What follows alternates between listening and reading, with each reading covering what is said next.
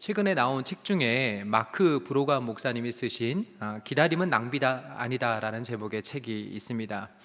이 책은 제목 그대로 기다림이라는 주제를 다루고 있습니다. 그리스도인들이 어떻게 기다림을 이해하고 또 이를 삶에 어떻게 적용하면 되는지에 대해 알려주는 책입니다. 목사님께서 이 책을 쓰신 이유에 대해 이런 이야기를 하셨습니다. 많은 사람이 기다리는 시간을 낭비하는 시간으로 본다.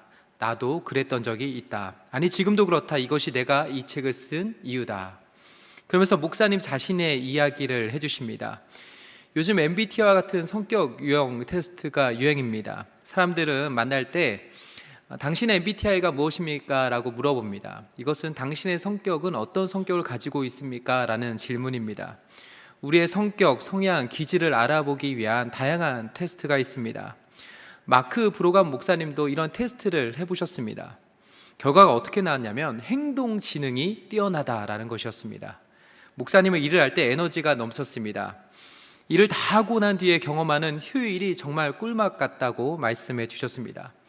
30년 전 프랭클린 세미나에 참석을 하셨습니다. 그곳에서 남는 시간을 최대한 활용해야 한다는 이야기에 깊은 감동을 받으셨습니다. 또 직장에서 여러 가지 일들을 열심히 하다 보면 그에 따른 보상을 받을 수 있다는 사실도 깊이 깨닫게 되었습니다. 이제 신학교에 가고 목회자가 되었습니다. 그 이후에도 목사님의 표현으로는 기다림 혐오증은 심해졌다고 하셨습니다. 그러니까 기다림을 마음에서부터 싫어하셨다는 것입니다. 인생관리와 시간 절약에 관한 성경 구절에 크게 마음이 끌리셨습니다. 목사님은 마치 5단기어를 넣고 차를 빠르게 운전하는 것처럼 끊임없이 몰려 들어오는 목회 일들을 감당하셨습니다. 하나님이 주신 삶을 허비하지 않기 위해 목사님은 열심히 목회하셨습니다. 하지만 그렇게 살아왔던 목사님께서 이렇게 고백하셨습니다. 내 삶을 허비하지 않으려고 애쓰다 보니 다른 뭔가를 낭비하고 말았다. 바로 나의 기다림을 낭비했다. 단 몇 개월이면 끝날 줄 알았던 이 글로벌 팬데믹이 2년 동안이나 계속되었습니다. 그 기간 동안 목사님은 삶의 거대한 공백들을 느끼게 되셨습니다. 지속적인 무력감에 시달렸습니다. 과도하게 일을 하고 생각하고 계획하던 과거의 방식이 이제 더는 통하지 않다는 사실을 깨닫게 되었습니다. 팬데믹이 언제 끝날지 모르는 상황 속에 이 불확실한 마음이 들었습니다. 목사님의 마음에는 불안과 두려움과 또 좌절감으로 가득 채워졌습니다. 이때의 마음을 목사님은 이렇게 표현하셨습니다. 나는 슬픔을 표출하는 법은 알았지만 이 극심한 긴장 속에서 하나님을 기다리는 법은 몰랐다. 나는 내 기다림을 낭비하는 행동을 멈추어야 했다. 지금도 마찬가지로 그렇게 해야 한다. 그러면서 목사님은 하나님의 관점에서 기다림은 우리에게 좋은 것이라고 말합니다. 기다림이 쉽진 않겠지만 기다림의 시간 동안 우리는 뜻밖의 큰 은혜와 유익을 누릴 수 있게 됩니다. 목사님이 이 책 전체에서 기다림에 대해 말씀해 주시면서 목사님이 내린 이 기다림의 정의를 이렇게 설명하십니다. 하나님을 기다리는 것은 당신의 삶에 관해서 모를 때 그분에 관해서 아는 진리에 따라 사는 것이다. 어쩌면 우리도 목사님과 같은 경험을 해본 적이 있을 것입니다. 사실 우리 모두는 크고 작은 기다림 속에 살아갑니다. 우리의 인생은 기다림의 연속입니다. 누군가를 기다리기도 하고 학교나 직장에 들어가고자 원서를 넣고 난 뒤에 그 합격 여부를 기다리고 있는 사람들도 있습니다. 어떤 사람들은 프로젝트가 통과되기를 기다리기도 합니다. 내가 간절히 원했던 물건이 도착하기를 기다리기도 합니다. 결혼을 기다리는 사람도 있습니다. 병이 낫기를 기다리는 사람도 있습니다. 우리의 기도 제목이 응답되기를 간절히 기다리기도 합니다. 수많은 기다림 속에 우리의 반응은 각자 다릅니다. 성향상 잘 기다리는 사람도 있습니다. 반대로 그렇지 못한 사람도 있습니다. 그러나 여기서 중요한 점이 있습니다. 기다림 속에서 우리는 어떻게 그 기다림을 보내고 있느냐 하는 것입니다. 기다림은 우리에게 유익이 되어야 합니다. 하나님을 기다리며 우리의 영적 수준은 더 높아지고 더 깊어져야 합니다. 기다리는 동안 우리의 영적 수준이 뒤로 퇴보해서는 안 됩니다. 밑으로 떨어져서는 안 됩니다. 천하태평하게 잘 기다리는 사람도 그냥 가만히 앉아서 기다리고만 있다면 그 기다림은 그 사람에게 유익이 되지 않습니다. 우리는 기다림 속에 그냥 그저 가만히 그 기다림을 소극적이거나 무기력한 태도로 반응해서는 안 됩니다. 우리에게는 기다림의 영성이 필요합니다. 기다림을 통해 우리의 영성은 이전과 달라져야 합니다. 기다림 속에 우리의 영적 체급은 완전히 달라져야 합니다. 오늘 성경은 기다렸던 한 사람의 이야기가 나옵니다. 그 사람의 이름은 시므온이었습니다. 오늘 우리는 시므온을 통해 기다림의 영성에 대해 함께 살펴보려고 합니다. 누가복음 2장 전반부는 아기 예수님의 탄생 소식을 다루고 있습니다. 그리고 22절에서는 요셉과 마리아가 아기 예수님을 안고 예루살렘으로 올라가는 장면이 나옵니다. 그들이 예루살렘에 간 이유는 분명했습니다. 모세가 정한 율법을 지키기 위해서였습니다. 이 내용이 23절과 24절에 나옵니다. 여기는 두 가지 이유가 나옵니다. 먼저는 태어난 남자아이를 하나님 앞에 드리기 위해서였습니다. 그 다음은 희생 제사를 드리기 위해서였습니다. 당시 사람들은 하나님의 율법에 따라 이 두 가지를 다 하고 있었습니다. 요셉과 마리아만 뭔가 특별한 행동을 했던 것이 아니었습니다. 대부분의 사람들이 일상적으로 했던 모습이었습니다. 그런데 여기서 성경은 갑자기 25절에서 예루살렘에 살고 있던 한 사람을 등장시킵니다. 우리 본문 25절에 이렇게 기록되어 있습니다. 예루살렘에 시몬이라 하는 사람이 있으니 이 사람은 의롭고 경건하여 이스라엘의 위로를 기다리는 자라. 성령이 그 위에 계시더라. 성경은 시몬에 대해 이 사람은 의롭고 경건하여 이스라엘의 위로를 기다리는 자라고 소개하고 있습니다. 우리말 성경으로 이 구절을 보니까 이 사람이 어떻게 기다리고 있었냐면 손꼽아 기다리고 있었다라고 표현하고 있습니다. 우리가 무언가를 진심으로 간절히 바라고 원하면 손꼽아 기다리게 됩니다. 지금 시므온이 바로 그러하였습니다. 시므온은 하나님이 이스라엘에게 주실 위로를 기다렸습니다. 여기서 위로는 구원을 의미합니다. 하나님이 이스라엘을 진정으로 회복시키시고 구원해 주시기 위해 보내주실 구원자를 의미합니다. 이것을 다른 말로 하면 메시아를 뜻합니다. 물론 다른 이스라엘 백성들도 구원의 소망을 가지고 있었습니다.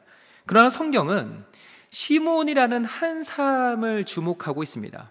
그 사람의 기다림에 초점을 맞추고 있습니다. 그렇다면 기다렸던 사람, 이 시므온이 가졌던 이 기다림의 영성은 무엇이었습니까? 먼저 첫 번째로 기다림의 영성을 위해 우리에게는 성령님의 함께하심이 필요합니다. 기다림의 영성을 위해서 우리에게 필요한 것은 바로 성령님의 함께하심의 은혜입니다. 오늘 시므온에 대해 성경에서 반복해서 언급되는 구절이 있습니다. 25절 하반절에 보면 성령이 그 위에 계시더라 이렇게 말씀합니다. 그 다음 26절 하반절에서는 성령의 지시를 받았더니 라고 말씀합니다. 또 27절 상반절에서는 성령의 감동으로 성전에 들어가매라고 말씀합니다. 여기에 보면 시므온은 성령의 사람이었습니다. 성령 하나님과 함께하고 있었습니다. 기다림의 시간 속에 그는 혼자가 아니었습니다. 시므온의 마음의 거처에 성령 하나님께서 머물러 계셨습니다. 우리가 성경을 보면 결국 성령 하나님이 함께 하시냐 아니냐 이것에 우리의 삶의 승패가 결정되는 것을 우리는 보게 됩니다. 우리가 잘 아는 사울과 다윗의 삶을 보면 이 점이 명확하게 드러납니다. 사무엘상 16장 13절과 14절을 보면 이렇게 기록되어 있습니다. 먼저 13절부터 보면 사무엘이 기름불을 가져다가 그의 형제들 가운데서 그에게 부었더니 이날 이후로 다윗이 여호와의 영에게 크게 감동되니라. 사무엘이 떠나서 라마로 가니라. 사무엘이 이새의 집에 갔습니다. 이새의 아들들을 봤습니다. 하나님이 왕으로 세울 사람들을 찾아왔지만 그곳에는 보이지 않았습니다. 마지막으로 막내인 다윗을 만나게 됩니다. 하나님께서 사무엘에게 이 사람이 내가 세울 왕이다라고 말씀해 주셨습니다. 그 말씀을 듣고 13절에서 사무엘이 다윗에게 기름을 붓게 됩니다. 기름을 붓고 난 이후에 성경은 뭐라고 말씀하고 있냐면 다윗이 여호와의 영에 크게 감동되었다라고 말씀하고 있습니다. 하지만 13절에서 이 사건을 소개하는 동시에 14절은 이렇게 말씀합니다. 여호와의 영이 사울에게서 떠나고 여호와께서 부리시는 악령이 그를 번뇌하게 한지라. 다윗에게는 하나님의 영이 임했지만 사울에게는 하나님의 영이 떠났습니다. 인간적인 시각으로만 보면 여전히 왕은 사울이었습니다. 사울 왕에게는 절대적인 권력과 힘이 있었습니다. 반면 다윗은 양을 치는 목동에 불과했습니다. 다윗을 아는 사람은 거의 없었습니다. 근데 성경은 이 두 사람을 대조하고 있습니다. 하나님의 영이 임한 사람과 하나님의 영이 떠난 사람, 이 두 사람을 대조하고 있습니다. 그 사람이 지금 어떤 자리에 있든지, 또 그 사람이 지금 무엇을 하고 있는지가 성경은 중요하지 않았습니다. 그 사람에게 하나님의 영이 있는지, 그 사람의 삶에 하나님의 영이 떠나갔는지, 이것을 우리에게 성경은 보여주고 있습니다. 우리는 가끔씩 자리가 사람을 만든다라는 말을 듣곤 합니다. 이건 사람이 어떤 자리에 오르게 되면 그 사람의 성장과 수준이 드러날 때 주로 사용되는 말입니다. 하지만 이 말보다 더 중요한 말이 있습니다. 그것은 바로 성령 하나님이 사람을 만든다라는 말입니다. 다윗이 이스라엘의 왕이 되는 모든 과정 속에서 그를 왕으로 빚어주신 분은 하나님이셨습니다. 왕이 되기까지 오랜 시간이 필요했습니다. 기다림의 시간이 있었습니다. 그 기다림 속에서 다윗은 하나님과 함께 하였습니다. 하나님이 그의 삶에 머물러 계셨습니다. 다윗이 부음받은 이후에 하나님의 영은 그를 떠나지 않았습니다. 왕이 되었을 때 다윗이 달라진 것이 아니었습니다. 다윗에게는 하나님이 빚어주시는 그 기다림의 시간이 필요했습니다. 그 기다림 속에 하나님은 다윗을 왕으로 빚어주셨습니다. 그 기다림 속에서 하나님은 다윗과 함께 해주셨습니다. 다윗도 그 모든 순간에 하나님을 바라봤고 하나님을 기다렸습니다. 시편 25편은 다윗이 지은 시 중에 한 편입니다. 1절부터 3절을 우리말 성경으로 보면 다윗이 이렇게 고백합니다. 오 여호와여, 내 영혼이 주를 바라봅니다. 오 내 하나님이여, 내가 주를 신뢰합니다. 내가 수치를 당하지 않게 하시고 내 적들이 나를 이기지 못하게 하소서. 주께 소망을 둔 사람은 수치를 당하지 않겠고 이유 없이 죄를 짓는 사람들은 수치를 당할 것입니다. 때로 기다림은 우리를 참 힘들게 하고 버겁게 만듭니다.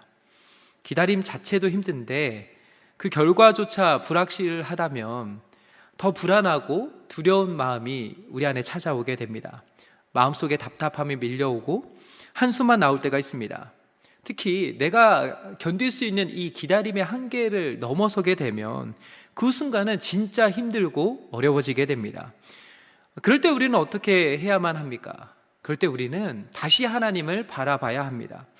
성령 하나님과 함께 그 기다림의 시간을 보내야 합니다. 그리고 그곳에서 하나님을 의지해야 합니다.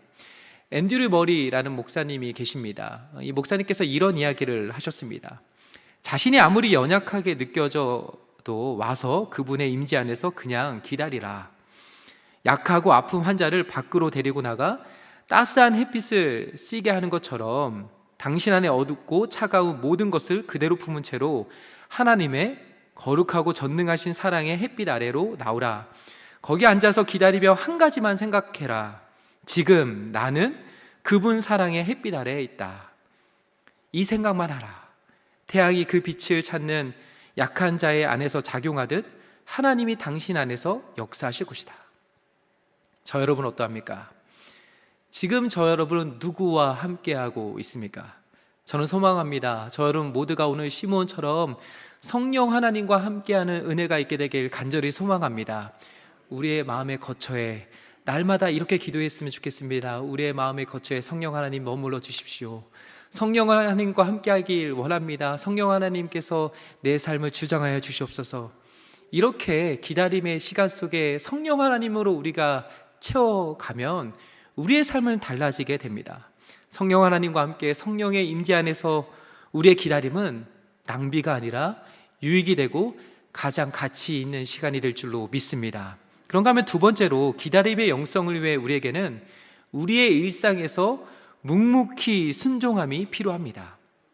지금 요셉과 마리아는 부모로서 자신들이 해야 할 일을 하고 있었습니다. 때가 되어 아기 예수를 안고 예루살렘으로 올라갔습니다.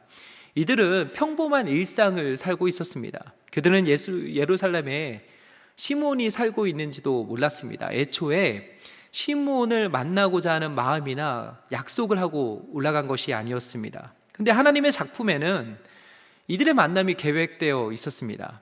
25절 상반절을 세번역 성경으로 보니까 이렇게 번역합니다. 그런데 마침 예루살렘에 시몬이라는 사람이 있었는데, 여기서 마침이라고 번역된 단어를 이제 원문으로 보니까 보라라는 단어로도 번역할 수 있습니다. 아무도 예상치 못한 일이었습니다. 어느 누구도 상상하지 않았습니다. 그러나 하나님은 우리에게 그 순간을 보여주십니다. 하나님의 타이밍에 맞춰 시몬을 때마침 등장시키십니다. 하나님은 자신의 계획에 따라 빈틈없이 일하고 계셨습니다. 하나님의 작품의 완성도는 100%였습니다. 조금의 실수나 실패도 보이지 않았습니다. 무엇보다 내가 살아가는 삶의 현장은 하나님이 기획하시고 하나님이 만들어내시는 하나님의 작품이 공연되는 무대였습니다. 또 계속해서 27절에서는 이렇게 기록되어 있습니다. 성령의 감동으로 성전에 들어가매 마침 부모가 율법의 관례대로 행하고자 하여 그 아기 예수를 데리고 오는지라.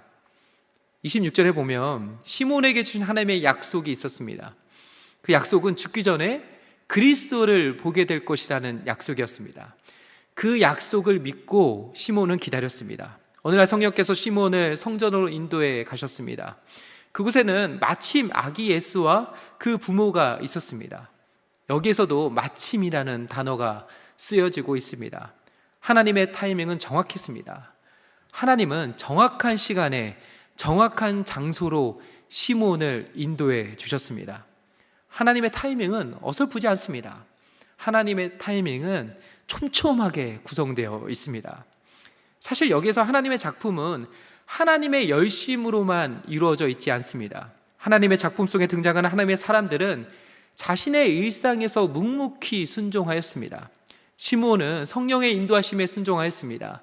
성령님이 이끄시는 대로 성전에 올라갔습니다. 묵묵히 순종했습니다. 마리아와 요셉도 마찬가지였습니다. 그들은 율법에 순종했습니다. 율법의 규정을 지키고자 하나님의 성전으로 올라갔습니다. 순종하는 사람들을 통해 하나님은 하나님의 작품을 만들어가고 계셨습니다. 이것은 오늘날 우리도 마찬가지입니다. 기다림의 영성은 우리의 현실과 동떨어져 있지 않습니다. 현실을 등지고 산속으로 올라가서는 안 됩니다. 그 기다림 속에서 우리는 하나님이 주신 일상을 살아가야 합니다. 하나님의 작품은 우리의 삶의 현장에서 펼쳐지게 됩니다. 예수님이 이 땅에 오셨습니다. 어디로 오셨냐면 우리가 살아가는 삶의 현장으로 오셨습니다. 예수님의 기적이 어디에서 나타났습니까? 우리가 마음 아파하고 힘들어하는 그 삶의 현장 속에 예수님의 기적이 나타났습니다. 매일 우리의 일상은 하나님의 작품이 만들어지는 과정입니다. 우리는 그 일상 속에서 묵묵히 하나님의 말씀에 순종해야 합니다.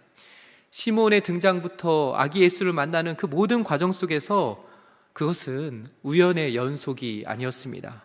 하나님의 계획하심에 따라 하나님의 열심으로 이루어졌습니다. 그러나 여기에는 일상에서 묵묵히 순종했었던 그 한 사람, 순종의 사람 시몬이 있었습니다.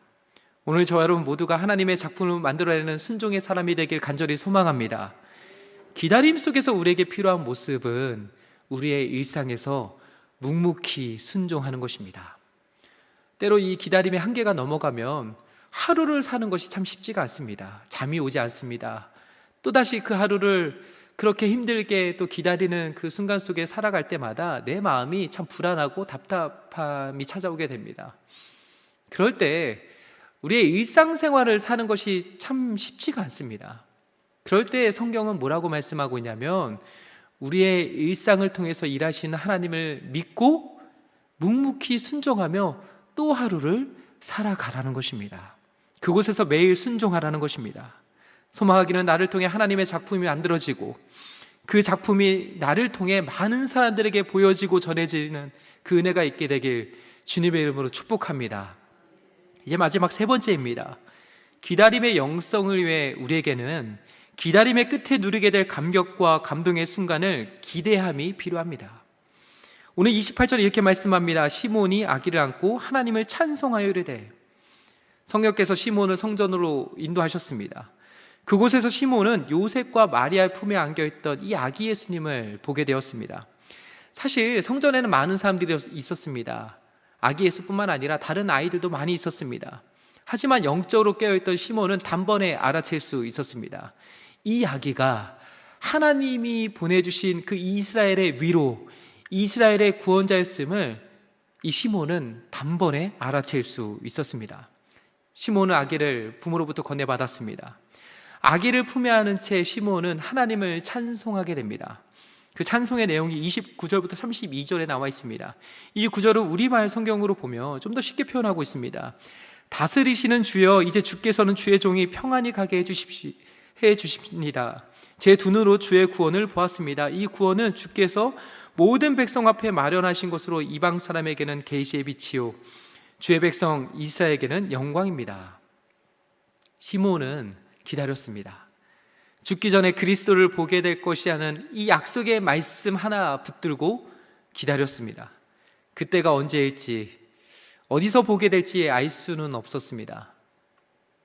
기다림의 시간 속에서 그는 아무것도 할 수 없었습니다. 그저 하나님을 기다려야만 했습니다. 하나님의 약속의 말씀은 하나님의 때에 하나님이 이루실 것임을 믿고 그는 하나님을 기다릴 수밖에 없었습니다. 결국 긴 기다림의 끝에 시몬은 아기 예수님을 만나게 됩니다. 그의 두 눈으로 주의 구원을 보게 되었습니다. 시몬의 마음에는 벅찬 감격과 감동으로 가득 차 버렸습니다. 이제 그는 더 이상 소원이 없었습니다. 가장 큰 소망이 이루어졌습니다. 기다림의 끝에서 그가 만난 그 은혜, 그 은혜를 누리자 그 은혜의 물결이 그의 마음과 삶을 덮어버렸습니다. 그의 마음과 삶에 하나님의 은혜의 물결이 차고 흘러 넘치게 되었습니다. 그리스도인으로서 우리의 기다림은 끝이 없는 여행이 아닙니다. 지금 당장은 그 끝이 보이지 않을 수도 있습니다. 그러나 우리의 기다림에는 끝이 있습니다. 기다림의 과정 속에서도 우리는 하나님의 은혜를 경험하게 됩니다. 그리고 기다림의 끝에서 우리는 마침내 우리의 두 눈으로 주의 영광을 보게 됩니다. 성경 전체 이 마지막 장을 장식하는 요한계시록 22장에 보면 요한계시록 22장 20절과 22절 마지막 구절을 보면 성경은 이렇게 말씀하며 끝이 납니다. 이것들을 증언하신 이가 이르시되 내가 진실로 속히 오리라 하시거늘 아멘. 주 예수여 오시옵소서. 주 예수의 은혜가 모든 자들에게 있을지어다. 아멘. 세상은 점점 더 빠름을 추구하며 무서운 속도로 달려가고 있습니다. 기다림을 허용하고 있지 않습니다. 이전과는 비교할 수 없을 만큼 손쉽게 우리는 빠른 답과 해답을 찾을 수 있게 되었습니다. 그러나 여전히 이 땅을 사는 우리 모두에게는 우리가 풀 수 없는 참 많은 문제들을 만나게 됩니다. 그 문제들 앞에서 때로 우리는 기다림의 시간을 보내야 합니다. 때로 우리는 내가 전혀 통제할 수 없는 그 기다림의 문제 속에서 그 한계를 넘어갈 때 잘 버티다가도 잘 견뎠는데, 믿음으로 잘 견뎠는데 그 한계를 넘어가면 우리의 마음이 요동칩니다. 우리의 마음이 흔들리게 됩니다. 스트레스도 받게 되고 불평도 나오고 하나님을 향한 원망의 목소리도 나오게 됩니다. 그러나 예수님을 믿는 우리는 기대해야 합니다. 그 어려운 순간을 이겨낼 수 있는 힘은 기대함에서부터 나오게 됩니다. 그 끝에서 만나게 될 그 영광, 그 끝에서 만나게 될 그 하나님의 놀라운 일하심, 그 일하심을 우리는 기대해야 합니다. 이제 말씀을 맺겠습니다. 김학철 교수님이란 분이 계십니다. 이분이 잘잘법이라는 영상에서 황지우 시인의 너를 기다리는 동안이라는 시를 소개해 준 영상이 있었습니다.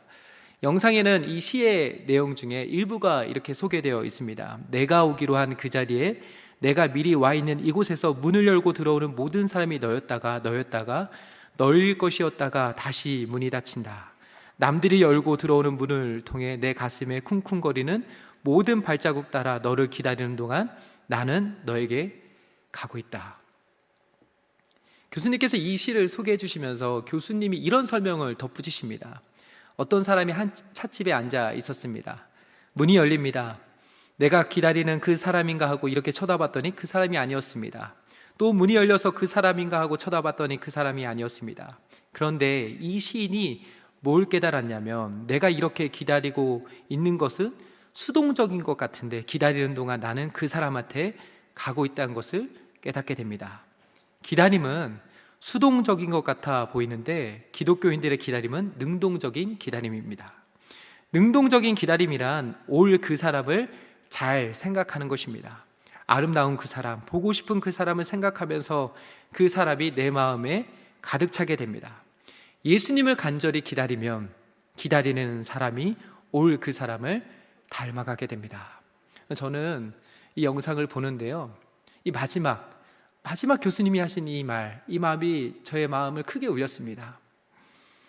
간절히 기다리면, 우리가 간절히 기다리면 그 기다리는 사람이 올 그 사람을 닮아가게 된다는 것입니다. 저 안에 사랑하는 여러분, 저와 여러분에게 있어서 기다림은 어떠한 시간이셨습니까? 지금껏 살아오면서 기다림의 시간을 우리는 어떻게 보내고 계셨습니까? 예수님을 믿는 우리에게는 이 기다림의 시간은 하나님께 더 가까이 가는 은혜의 시간입니다. 이 기다림의 시간을 보내면서 예수님을 더 닮아가는 저와 여러분 모두가 되시길 주님의 이름으로 축복합니다. 기다림의 시간을 보내면서 여전히 어렵고 힘든 이 기다림의 시간이지만 그 기다림의 시간을 통해서 우리의 영적인 체급이 더 강해지고 단단해지고 또 영적인 수준이 더 높아지는 그런 은혜가 저 여러분 모두에게 있게 되길 주님의 이름으로 축복합니다. 함께 찬양할 텐데요, 나의 영혼이라는 찬양을 함께 주님 앞에 올려드리기 원합니다. 정말 이 찬양의 고백처럼 하나님, 주님을 바랍니다. 주님을 기다립니다. 저의 소망이 주님에게 있습니다. 주님, 저에게 은혜를 베풀어 주시옵소서. 이런 마음으로 이 찬양을 같이 주님 앞에 고백하도록 하겠습니다.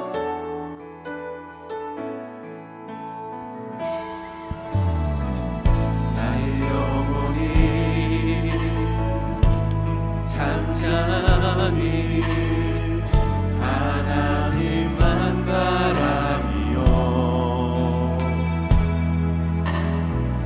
나의 구원이 그에게서 나는도다. 나의 영혼아 잠잠히 하나님만 바라라. 나의 영혼아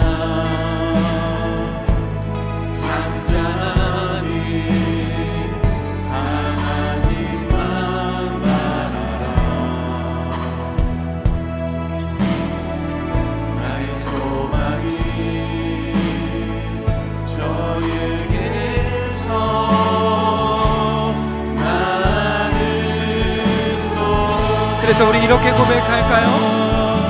오직 주만이 나의 반석, 나의 구원이시니 주만이 나의 산성, 내가 여롭지 아니. 2절입니다. 나의 영혼이 간절히, 나의 영혼이 간절히 여호와를 닮아가며. 시므온처럼 우리도 이렇게 했으면 좋겠습니다. 나의 입술이 여호와를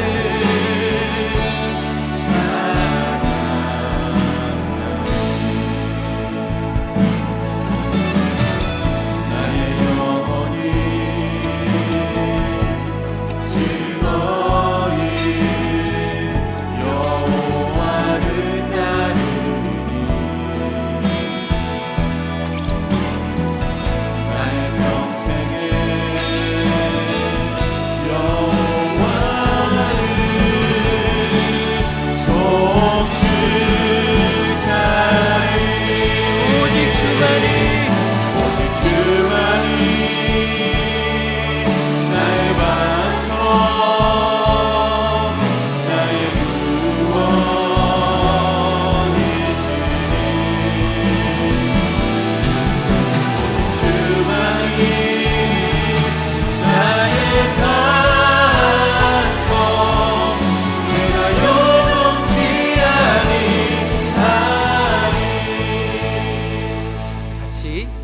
말씀 기억하며 이 기도 제목 하나하나가 우리의 기도문으로 하나님 앞에 올려드렸으면 좋겠습니다. 시작. 기다림을 낭비하지 않게 하소서. 기다림의 영성을 주소서. 우리 마음의 거처에 성령 하나님께서 머물러 주사 기다림이 우리에게 가장 가치 있고 유익이 되게 하소서. 아멘. 기다림 속에서 우리 일상이 하나님의 역사가 나타나는 무대가 됨을 믿고 그 자리에서 묵묵히 순종하게 하소서. 아멘. 기다림의 끝에 우리가 누리게 될 감격과 감동의 순간을 기대하게 하소서.